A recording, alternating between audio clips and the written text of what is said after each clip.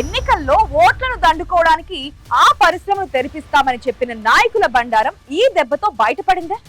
అడవుల జిల్లాలో మళ్లీ పరిశ్రమను తెరిచి స్థానికులకు ఉద్యోగాలు కల్పిస్తామన్న కేంద్ర మంత్రి, ముఖ్యమంత్రి జిల్లా ప్రజలను మోసగించినట్లేనా? సిసిఐని పునరుద్ధరించాలని బీజేపీ ఎంపీ, ఎమ్మెల్యేలు చేసిన పోరాటం బూడిదలో పోసిన పన్నీరేనా? సిసిఐ సిమెంట్ పరిశ్రమ వివాదంతో అన్ని రాజకీయ పార్టీలకు ఇప్పుడు భయం పట్టుకుందే. ఆ పరిశ్రమ కథ ఇక కంచికి చేరినట్లేనా?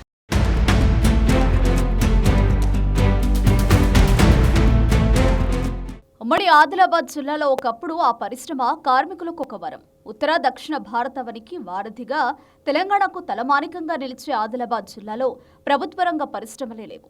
ఉన్నది ఒకే ఒకటి, అది సిమెంట్ పరిశ్రమ. దాని భవిష్యత్తు కూడా ఇప్పుడు ప్రశ్నార్థకంగా మారింది. 4 దశాబ్దాల ఆ పరిశ్రమ ప్రస్థానంలో ఎన్నో మైలురాళ్లు, ఎన్నో అవరోధాలను తట్టుకుని నిలబడింది సిసిఐ. లాభాలు ఆర్జించి పెట్టిన రాజకీయ నాయకుల చేతిలో పావుగా మారిపోయింది.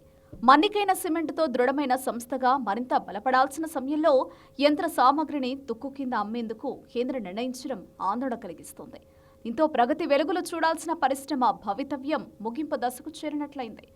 సిసిఐని పునరుద్ధరించాలని మాజీ మంత్రి జోగు రామన్న ఆధ్వర్యంలో సిసిఐ సాధన సమితి పేరుతో ధర్నాలు, రాస్తారోకోలు, హైవే దిగ్బంధన లాంటి కార్యక్రమాలు చేశారు. సాధన సమితి సభ్యులు నిరవధిక దీక్షకు దిగగా వారికి మద్దతుగా హరీష్ రావు సైతం వచ్చి మద్దతు తెలిపారు.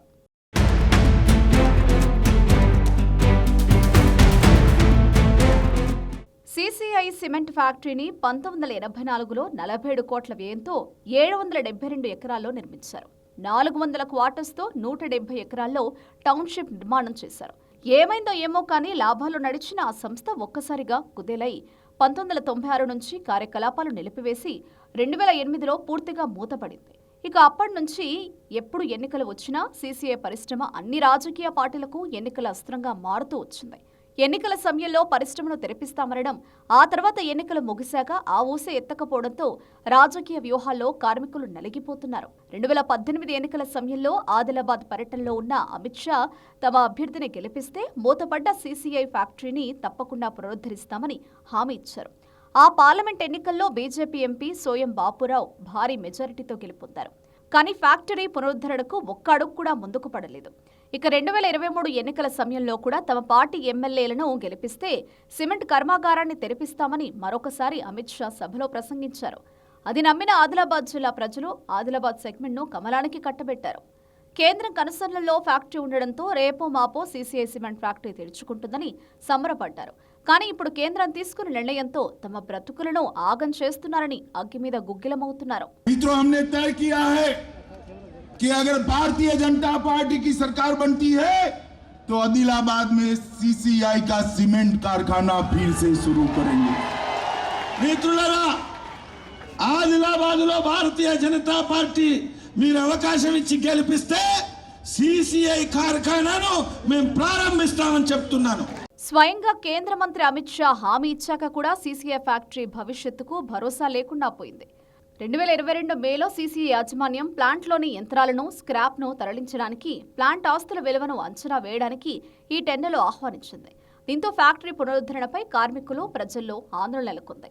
సిసిఐ ఫ్యాక్టరీని పునరుద్ధరించాలని లేదా రైతుల నుంచి సేకరించిన భూములను తిరిగి వారికే ఇవ్వాలని డిమాండ్ చేస్తూ సిసిఐ సాధన కమిటీ సభ్యులు ఆందోళన కార్యక్రమాలు చేస్తూ వచ్చారు.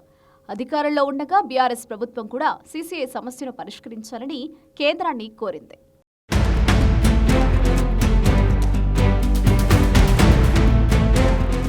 2023 అసెంబ్లీ ఎన్నికల్లో కూడా అన్ని రాజకీయ పార్టీలు గెలిపిస్తే సిసిఐ సిమెంట్ ఫ్యాక్టరీని పునరుద్ధరిస్తామని హామీలు గుప్పించాయి. కాంగ్రెస్ పార్టీ అధికారం చేపట్టాక ఆదిలాబాద్లో నిర్వహించిన బహిరంగ సభలో కూడా సీఎం రేవంత్ రెడ్డి ఎర్రబస్సురాన్ని ఆదిలాబాద్కు ఎయిర్పోర్టు తీసుకొచ్చామని చెబుతూనే త్వరలో సిమెంట్ ఫ్యాక్టరీ పునరుద్ధరణ అంశాన్ని ఎంపీలు, ఎమ్మెల్యేలతో కలిసి కేంద్రం దృష్టికి తీసుకెళ్తామన్నారు. ప్రైవేటు పెట్టుబడులను ప్రోత్సహిస్తామని, ఆదిలాబాద్ జిల్లాను పారిశ్రామిక హబ్గా అభివృద్ధి చేస్తామని హామీ ఇచ్చారు. వేలాది ఎకరాలలో పరిశ్రమల స్థాపనకు భూసేకరణ జరుగుతుందన్నారు. సిమెంట్ పరిశ్రమతో పాటు జూన్ 2లోపు ఆదిలాబాద్ ఎయిర్పోర్టుకు శంకుస్థాపన చేస్తామని, అలాగే జిల్లాలో కొత్తగా యూనివర్సిటీ ఏర్పాటు చేస్తామని ముఖ్యమంత్రి హామీ ఇచ్చారు. అపారమైన సున్నపు గనులు ఉన్నాయి. ఇక్కడ సిమెంట్ కంపెనీ పెడితే బ్రహ్మాండంగా నడుస్తుంది. కేంద్ర ప్రభుత్వంతో మాట్లాడి తొందరలోనే ప్రైవేట్ పెట్టుబడిదారులను తీసుకొచ్చి ఇక్కడ పెద్ద ఎత్తున సిమెంట్ కంపెనీని మళ్ళీ ప్రారంభింపజేసి ఈ ప్రాంతంలో ఉండే నిరుద్యోగ యువకులకు వేలాది మందికి ఉద్యోగ ఉపాధి అవకాశాలు కల్పించి వ్యాపార కేంద్రంగా ఆదిలాబాదును తీర్చిదిద్దే బాధ్యత మన ప్రభుత్వం తీసుకుంటుంది. మీకు సిమెంట్ పరిశ్రమను ప్రారంభించే విధంగా మన ప్రభుత్వం చర్యలు చేపడుతుంది. గతంలో మంత్రి Sridhar Babu, BJP MP Nagesh, MLA Payal Shankar కేంద్ర పరిశ్రమల శాఖ మంత్రి కుమారస్వామిని కలిసి వినతి పత్రాలు కూడా ఇచ్చారు. ఎవరెన్ని ప్రయత్నాలు చేసినా కేంద్ర ప్రభుత్వం మాత్రం సీసీఐ విషయంలో సానుకూలంగా స్పందించింది లేదు.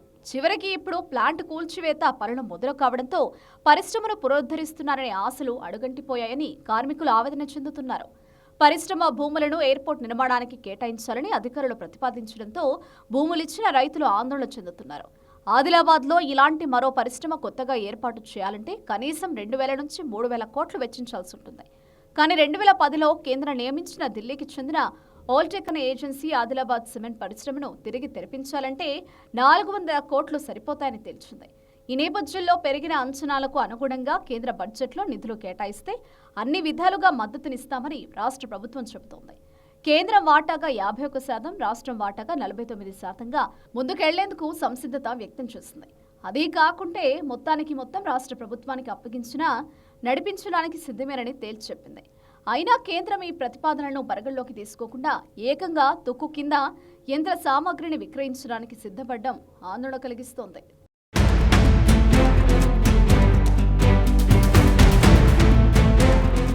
ఆదిలాబాద్ సీసీఏ పరిధిలో ఉత్పత్తికి కావాల్సిన సున్నపు రాయి, ముడి సరుకు పుష్కలంగా ఉంది. ఇప్పుడున్న 750 ఎకరాల సొంత భూమి కాకుండా మరో 2,000 ఎకరాలకు లీజు కూడా ఉంది. 120 ఎకరాల్లో ప్రస్తుతం పరిశ్రమ, ఉద్యోగుల భవన సముదాయం ఉంది. ఉత్తర, దక్షిణ భారతానికి సిమెంటును రవాణా చేసేందుకు అనుకూలంగా రైలు, రోడ్డు మార్గం ఉంది. ఈ సానుకూలతలన్నీ దృష్టిలో ఉంచుకుని ఆదిలాబాద్ సిమెంట్ పరిశ్రమపై కేంద్రం పునరాలోచించాలని కార్మిక సంఘాలు డిమాండ్ చేస్తున్నాయి. బీజేపీ మినహా ఇతర రాజకీయ పార్టీలు, ప్రజా సంఘాలు కేంద్రం తీసుకున్న ఈ నిర్ణయాన్ని వ్యతిరేకిస్తున్నాయి. ఇన్నేళ్లుగా కేంద్ర రాష్ట్ర ప్రభుత్వాలు సిమెంట్ పరిశ్రమను తెరిస్తే తమ బతుకులు మారుతాయి అనుకుంటే పూర్తిగా చీకట్లోకి నెట్టేలా చర్యలు ఉన్నాయని మండిపడుతున్నారు. కేవలం తమని ఓటు బ్యాంకుగా వాడుకుని తమ బతుకుల్లో దుమ్ము పోస్తున్నారని ఆవేదన వ్యక్తం చేస్తున్నారు భూ నిర్వాసితులు, కార్మికులు. 2 దశాబ్దాలుగా ఆదిలాబాద్ సీసీఏ పరిశ్రమ రాజకీయ పార్టీల ఎన్నికల ప్రచారాస్త్రంగా మారిపోయింది. చివరికి చరిత్ర పుటల్లో కలిసిపోయే స్థితికి చేరింది. కేంద్ర రాష్ట్ర ప్రభుత్వాలు ఆ సిమెంటు పరిశ్రమ దుమ్మును అంటించుకుంటాయా, కూల్చివేతలు ఆపి పునరుద్ధరణకు పూనుకుంటాయో చూడాలి మరి.